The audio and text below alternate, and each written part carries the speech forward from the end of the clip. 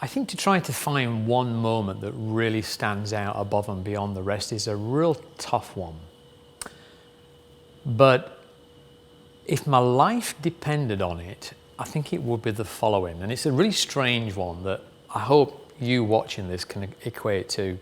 And it goes way back to, I was running the Sassoon cosmetology course, and we had a young guy who came and took a course with us. And he was only about 5 or 6 weeks into his course. And he wasn't doing well. He wasn't good, he wasn't comfortable, he was struggling. And finally he said, "Stephen, could I please have some time with you one-on-one?" So I took him in the office and we sat down. And he said, "Stephen, I'm going to quit.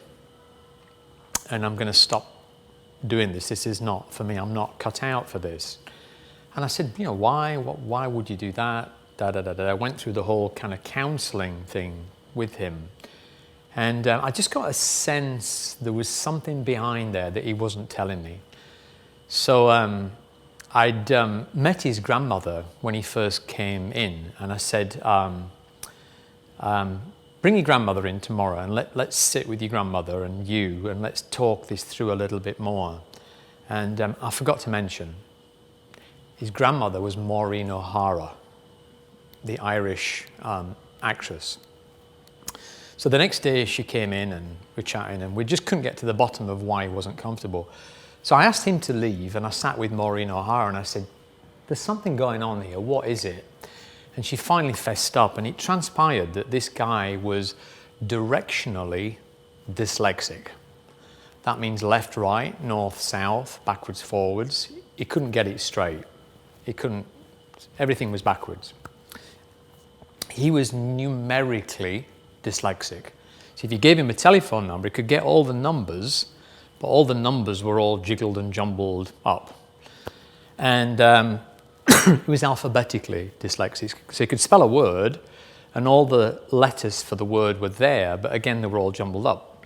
So there was it made complete sense that he was struggling, because we'd say to him, you know, "Go get a tube of 7-stroke-3-4, and he came back with a tube of goodness knows what.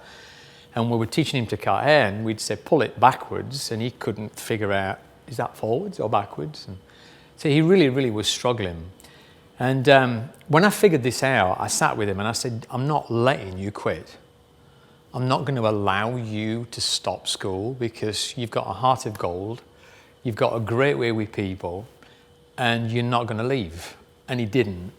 And this guy ended up graduating, and he went on to open a salon in Aspen, Colorado, and be a very, very successful hairdresser and salon owner. And that gave me a tremendous amount of pride to know that we as a team, it wasn't just me, we'd been able to really work with adversity and to be able to turn around what on paper was almost an impossible scenario. So I think that would have to be it if you were to pin me down.